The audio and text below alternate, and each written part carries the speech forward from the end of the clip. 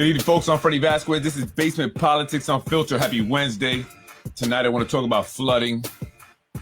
Ron, Schutte, and more. Join me.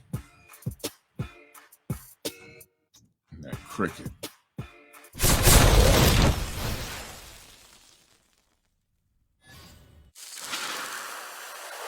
Good evening, folks. I'm Freddie Vasquez. This is Basement Politics Unfiltered. Tonight, one of flooding here in the city of Yonkers after the flash flooding we had last week. Also, top salary in the city of Yonkers. Or I should say, in the state, Yonkers being one of the highest paying cities in the state of New York, number one in the Westchester County. Let's talk about that. And is medical fraud being committed on South Broadway? I found a video online. Interesting. I always wondered about this place myself. We'll talk about that. Medical fraud and some other stuff. Good evening, folks. I'm Freddie Vasquez. I wanted to start with the should I do top salaries? Yeah, I want to talk about top salaries. This is from 2019, and it discusses. This is from a watched group. Did I not present it? No, I have not. Political watch group, government watch group. They monitor things like this, right? And they're monitoring salaries in the state of New York. Top salaries in Westchester for public employees. Again, this is from September 26, 2019. One of the great government watchdogs in New York State is the Empire Center for Public Policy, led by E.J. McMahon. The Empire Center recently came out with its annual report on overtime costs and the highest earning public servants in New York State. Now, listen to this. If one member of your local communities, local police, fire, or other department lands on the list, the question you should be able to ask someone in your government is, why are we paying this person $150,000 for overtime in 1 year? And why are we helping that person inflate his or her future pensions by maxing out overtime in their last 3 years of employment? So we spoke about this, right? People getting paid these ridiculous salaries. I mean, you wouldn't see this really in many other places for certain positions here. And then you see that their last 3 years that they make really high numbers, the highest that they've made all career. And many say it's because that's, the average of their 3 years is what they will get in their pension. So they want to get the highest average possible, right? So their last 3 years, they want to maximize their overtime, get whatever pay raise they can manage to get. I spoke about this with Anthony DiMaggio.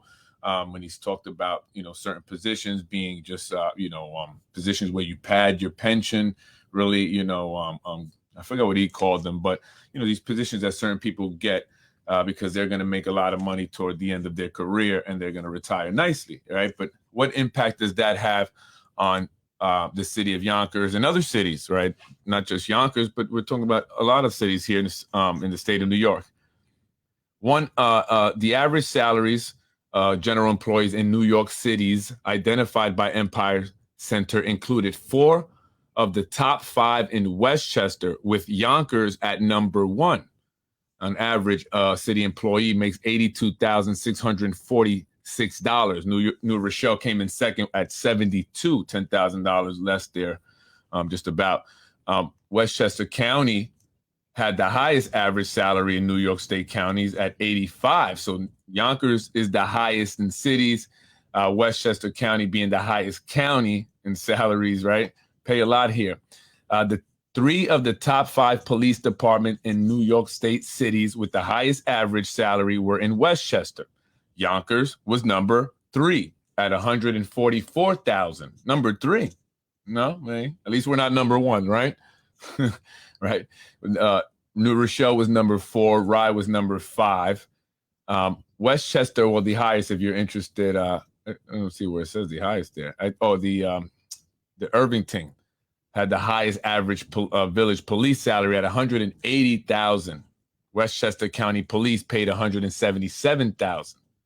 So I guess their Yonkers is behind the village of Irvington, Westchester County Police. Who had the highest paid public servant? Who was the highest paid public servant in Westchester last year? And again, this is from 2019. It was Joseph D. Lasso Jr., a Yonkers firefighter, at a salary of $282,083. He was, at $282,083. He was number 45 on the list statewide. That's crazy. 6 of the top average salaries for firefighters in New York State cities come from Westchester. They are Yonkers with 424 firefighters, averaging $153,067. New Rochelle's in second with $123,000. White Plains with 151 firefighters at 106, being number three. So Yonkers in the state, Yonkers firefighters, the highest paid they are. They've said that, right? And we love our firefighters. And you know what I like about the firefighters? This is what I love about them. They don't get political, right? Like the guys, I mean, for the most part, I'm sure there's a few here, whatever, at the top especially. But for those guys are almost like just, or at least in their faces, they look kind of just, I don't care about none of this Yonkers stuff, completely clueless to it. And, they don't seem to really be as affected. We see Yonkers police a little bit more involved politically, the unions more involved politically, things going on there. DPW, forget it, right? We'll talk about that in a little bit here. DPW, the figures do not include employer pension contributions, health insurance, and other fringe benefits, elements of total compensation that can add 35% or more to the personnel cost. That's crazy. 35% more. So those figures don't include that. So I just wanted to show that there, and again, I like what it said at the very top, right? If one member of your local community's local police, fire, or other department lands on the list, the question that you should be able to ask someone in your government is, why are we paying this person $150,000 for overtime in 1 year? And why are we helping that person inflate his or her pensions by maxing out overtime in their last 3 years? And again, that, really impacts the budgeting of the city moving forward, right? When we talk about, kicking the can down the road. So if, elected officials now, just to get the, the good grace, to be in the good graces of, the police officers, the fire department, their unions, or whoever, will increase their salaries and give them this, and the teachers too, because they got a good increase, 12.5%. But CSCA, again, you guys got to band together and really be a force politically. That's what you have to do if you want that, and get this guy up out of here, right? But, they will, pander to them by giving them these, crazy increases in their new contracts and things like that. But ultimately, by being allowed to do that, that hurts, future the future budgeting, right? Because it gets kicked down the can when those people end up retiring, and now you pay these pensions and they're not even employed with the city anymore. They're no longer providing, a job, a service. So you're not getting anything for that money that's being paid. That person is retired. That person's in Florida fishing on their boat, with a 6-pack. And that's the salary we have to pay and benefits that we have to pay for the rest of that person's life, right? And some of them can retire young. So we have to think about that. Ron Schutte, if I'm saying that right, his name is still buzzing, although he was running. He ran in the primary against Mike Breen, barely losing. I think he lost by 2 votes. No, I think it was 12. Although, there's some individuals I hear who say they voted for Ron, but it doesn't show their votes, right? Doesn't show that they voted, but they did vote for Ron. They said they did. So why their votes are not appearing? And this is a big deal in that primary race, because the gap was so small. We're talking about 12 votes, and that can easily be manipulated. And the fact that it was that small suggests that a lot of people are truly fed up. And if you go on Nextdoor app, people are fed up with Mike Breen. People in the 5th district are vocal, right? And they're fed up with Mike Breen. They truly are. They don't like what he hasn't done, not done what he hasn't done. And they don't like the fact that, they feel that Ron Schutte should have won that election and didn't. And something's not right there. But is Ron Schutte going to be running as a write-in candidate? There's a grassroots effort, taking place now to get Ron to campaign as a write-in. And, the thing about this is that he's got, I even spelled his name wrong a couple times, right? And someone had to correct me earlier. You got the name that will be spelled wrong. And as a write-in, you have to make sure it's spelled exactly how it is legally, right? On the license or birth certificate. And it's Ronald Schutte. So it wouldn't be Ron Schutte if you were going to write his name in. It's Ronald Schutte, if I'm saying that correct, his last name. So I don't know. What do you guys think there? Right? Why was he running? Why is running? I'm strongly opposed to how the city of Yonkers voted 4-3 to extend their current term limits from 3 terms to 4 terms. The incumbent 5th District Councilman Mike Breen voted in favor of extending the term limits from 3 to 4, thus allowing himself to run for an additional term. And let's not forget that Mike Breen was one of the individuals that introduced the extension to do 3 terms, right? And so he's taking advantage of that. So, I mean, it's up to you guys, out there in the 5th District. Listen, you have to get involved. If you feel a certain way, I know a lot of people do. A lot of people call me up. A lot of people write me, whether it's anonymously or not.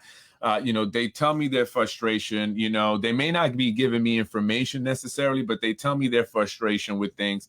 But you have to speak up. You have to come, you have to be vocal about it. I mean, unfortunately, if, you remain silent, I completely understand why people do. You're not going to get the result. And, I've been speaking to someone recently who's going through a lot with the city of Yonkers, and Anthony DiMaggio spoke about him yesterday on, he does a podcast also, the Unfit LT. If you haven't checked that out, he does his podcast on his page, and he spoke about a gentleman who's having issues with the city now, who went through similar process as Anthony DiMaggio, having to go to that IMA clinic, right?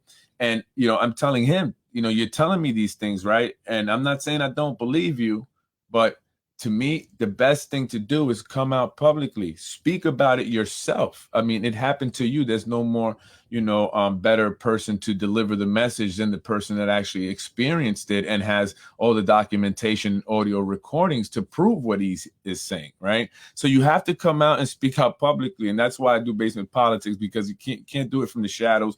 And I understand, what may come with it, but it's time that people start uniting. And this is just in general also, as we see a lot happening here nationally, and that's affecting our entire state. When we talk about migrants, and other things that are going on, we have to unite, right? We have to, and not to be that I'm anti-migrant. I'm just saying, it's just our city's getting crazy, right? Our city's getting crazy. Someone sent me a picture of a young woman, 30-year-old, shooting up, I would imagine, heroin. I was sent that picture yesterday here in the city of Yonkers, and it seems to be getting worse. And I actually spoke with some people from City Hall, and I asked them what's going to be done about this. I mean, I get it. This is not necessarily all the entire problem of Mayor Mike Spano, because this has happened nationally. If you look at other cities like Philadelphia, in San Francisco, Sacramento, California is crazy. Right, it's happening all over the place. We're seeing, these cities with large homelessness populations, and a lot of people just strung out, and they're doing the drugs in broad daylight in front of everybody. They don't even care. There's no more days when they go into an abandoned building at least and hide. And they're doing it right there on the sidewalk. And to see that here in Yonkers only reminded me of those videos that I've seen of these different places where it's scary. And so now we're going to be seeing this. So what's going to be done, right? What's going to be done? So we have to come out. We have to speak about this. We have to be vocal. This is our city, folks. And if we don't speak now, it's going to be too late. They're releasing the single migrant males from hotels in New York City. I mean, you can see, migrants coming into New York, to Yonkers, just wandering in here. We already see migrants over by Yonkers Avenue and Elm Street. I mean, there's a large population of them just outside. They don't have a place to go. They don't. I mean, they're outside all day, 24/7.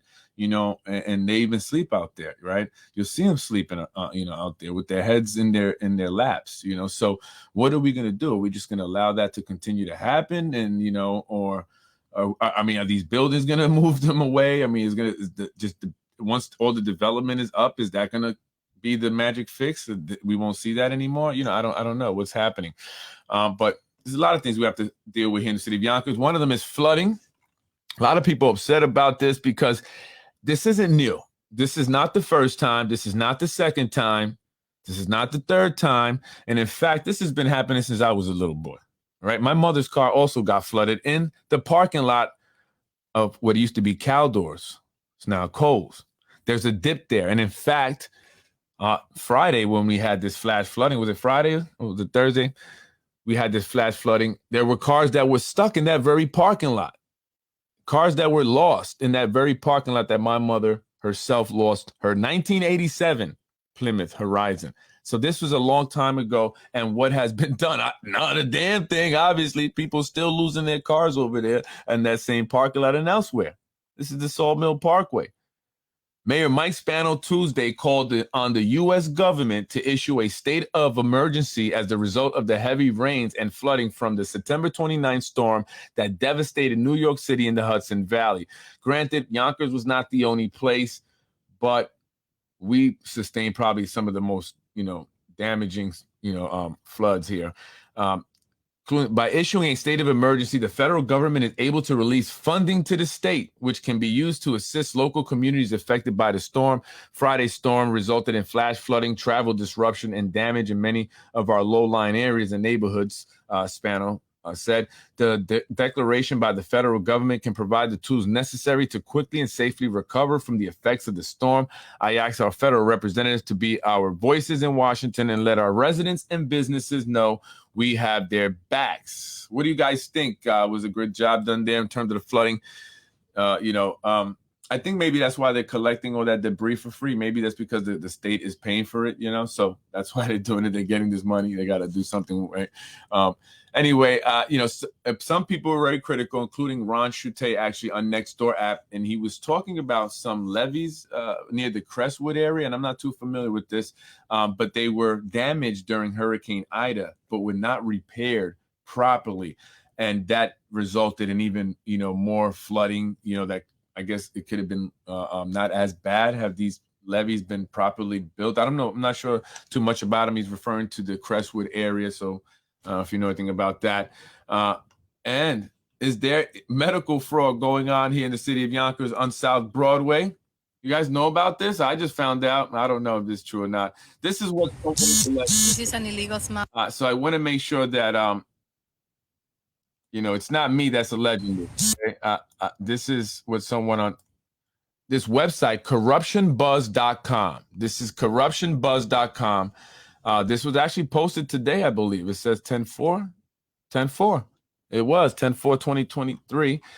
Someone is driving past this place on South Broadway. And so listen to the video. This is an illegal mafia member. This office, doctor's office, is the one that does trafficking of USA Medicaids.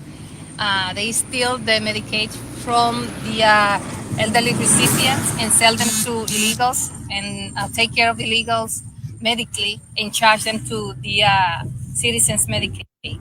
So she's basically saying that this doctor's office in South Broadway, which I've seen, I've driven by, is using elderly people's Medicaid to cover the cost of medical expenses by individuals who are undocumented. Let me just be clear how I say that, right? Although the woman there, who obviously has an accent, who sounds like she may be, you know, from a Latin American country, she called them illegal, illegals. But undocumented individuals are utilizing elderly's Medicaid when they go there for medical care. I don't know if that's true or not. This is what this woman who posted this video is alleging on corruptionbuzz.com. Illegals, mafia, doctor's office on South Broadway. This is one of the thousands of illegal mafia doctor's offices. This is one of 3 located on South Broadway in Yonkers near 34 Highland Avenue. They use the American citizens' medical insurances and medical file with the illegal aliens who go to them to seek medical care. They do this by taking the citizens' medical files, and every time the illegals, and I'm reading this as it is, goes to their office, they charge them cash while they charge the medical insurances of the said citizens for illegal medical charges. And of course, taxpayers always pay for the said illegals' medical charges through the citizens' medical insurances. When the citizens ask for their medical files, these are denied to them, which is illegal. They also communicate with the other doctors, to which they said citizens might go and ask them to assassinate them so they can continue to use their medical insurance and identities even after they are dead. What? As you know, falsification of medical records is federal offense, and Westchester County, as well as New York City, that we know, are infested with these medical offices. They include podiatrist office, dental office, and many hospitals like Montefiore. This is all being alleged by this individual. Again, I just saw this on corruptionbuzz.com. Listen, I don't know about this situation, and I'm not saying this woman isn't correct or this person isn't correct or isn't right, but I will say this. We've seen this before, right? Medical fraud, people charging for medical procedures that weren't even done. And this is a fact that people have used other people's medical insurance to, take care of their medical needs. Doctors' offices have been raided. People have been arrested. We've heard about this. Well-known doctors have done things like, we know this fraud stuff happens among these professional doctors, these medical places, and other types of legitimate, appearing establishments, right? So, there's just so much fraud going on just in general in this world, so much corruption, so much theft. Right now I see it as they're just pillaging the ship and taking what they can before it completely sinks. That's really what's happening here in America. And I suggest you folks start thinking of a plan in the event that things kind of go, bad. You know what I mean? I'm serious. We have our plan, and we're actually thinking about, sooner than later, executing that plan, because we're seeing this, what do you say? The signs are there, the writing on the wall. I mean, I'm not talking about just Yonkers specifically, but the entire state of New York. Look at New York City. Would you ever want to invite anyone from that's, outside of the state who may be your friend or family to come visit and go to Times Square? Not anymore. Not anymore. Right? And even coming to Yonkers, even if you do live in the fancy luxury places, or if you don't and you live somewhere in the, east side in the neighborhood, are you going to take your family over to the west side? You still got to go through the middle of it, which is Elm Street right there, that intersects, Yonkers Ave and Nepperhan as you go to the downtown area, and you're going to see Night of the Living Dead. You don't want to take, and even by the pier and stuff, you still have to deal with it. That the panhandling by the pier, by the post office, right, by the library, it's there in the library. And this is not, to say anything about anybody bad, but, if you're not comfortable with that situation or that type of environment, you're not going to go there, because you do have, individuals that are just hanging out in the lobby area. So, things have to really change. And I don't know if they are going to change. I mean, the way things are looking all over the place, you need to go find a nice little hole somewhere, a corner somewhere, a little land, and, where it's like a dead end cul-de-sac where there's only one way in, so you could watch everything. Right. That's my plan. Right. You can watch everything coming in, coming out. You got to know exactly where you're going to get there. You know what I mean? So that's what you need to find yourself, something like that. Middle America, go there. Folks, really quick before I get off this, I got a lot of phone calls today. It was a hell of a day, actually. I mentioned a gentleman, and again, Anthony DiMaggio mentioned this guy, Paul. I'm sorry, I got the name wrong. Paul Agostino, not D. Agostino. Paul Agostino. This is an individual that's really just doesn't know what to do at this point. He, according to him, I believe a lot of what he's saying. I really do. He says, people can vouch for me. I've worked for the city of Yonkers for over 20 years. People know that I do my work. I do a good job. But I'm being railroaded because of the things that I said. Things that I said to who I thought was an independent investigator, but found out it was not. He was told that this person was an independent investigator by someone who's very powerful. And he says he can prove it. So now he's fighting to get not his job back, because he doesn't want that back anymore at this point, but to at least get his pension. so he can be able to afford to live. And in the event he does have any medical concerns, he can go to a doctor because he still have insurance. He says he has audio to prove that the doctors at the IMA clinic lied. And there are other DPW employees who this has happened to as well.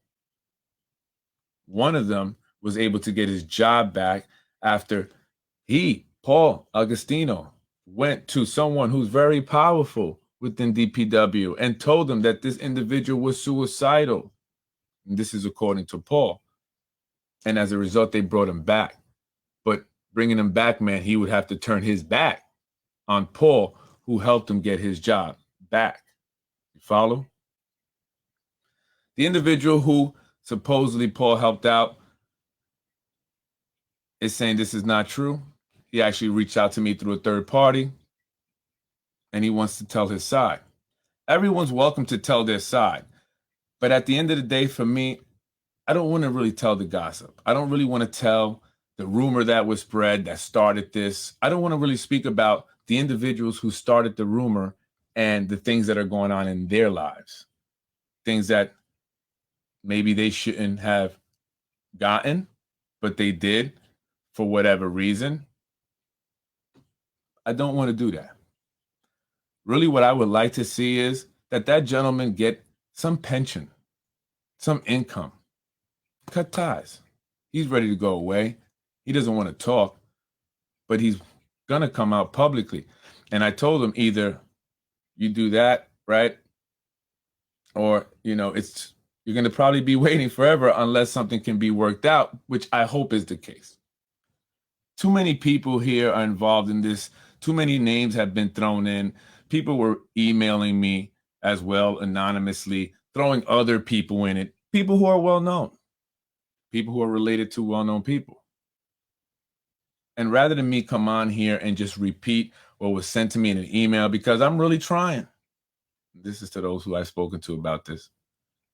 I want to see a good resolution come of it. And this guy's just waiting for an answer. He's already gone through the process. And now it's just about a judgment. What are they going to do? Are they going to give him his pension, give him his medical, his, income so he can afford to live and he can go about his way? Or is he going to have to continue to fight and eventually come out publicly and start to drop all these names? And I'm sure that these people whose names he's ready to drop don't want to be mentioned. They don't want to be involved in this. And it's for the best of everybody. Just give the guy his dues. Let him go. That's all he really wants. And that would be the best for everybody. In fact, I won't even talk about it anymore after that. Maybe even Anthony DiMaggio won't. I don't know. But a peaceful resolution is what's best here. I'm Freddie Vasquez, Basement Politics Unfiltered. I'm going to let him tell it if he wants to, if that is the case and it comes to that. But I don't want to throw all this stuff out. You're more than welcome on the show, Paul. Freddie wins. I'm Freddie Vasquez, this is Basement Politics Unfiltered. Truth lives and corruption dies. I'm seeking peacefulness. I want people to see or be happy, get what they deserve without craziness, because it's wild, the stuff that I've been hearing, the information that they're giving me about certain individuals that you all know. I feel even bad mentioning it. I really do. I really have a kind heart. People make me become a little, mean. But I'm really a nice guy, and I really don't want to say these things. And I even, told one guy that his name was being thrown in the mix, and I didn't want to put him involved, get him involved. He appreciated that, and that's somebody that I once had said something about. Because I hope I can be that guy to unite and maybe bring peaceful resolutions. And if it could be done off air, so a peaceful resolution can happen, then that's what I prefer. Let's see.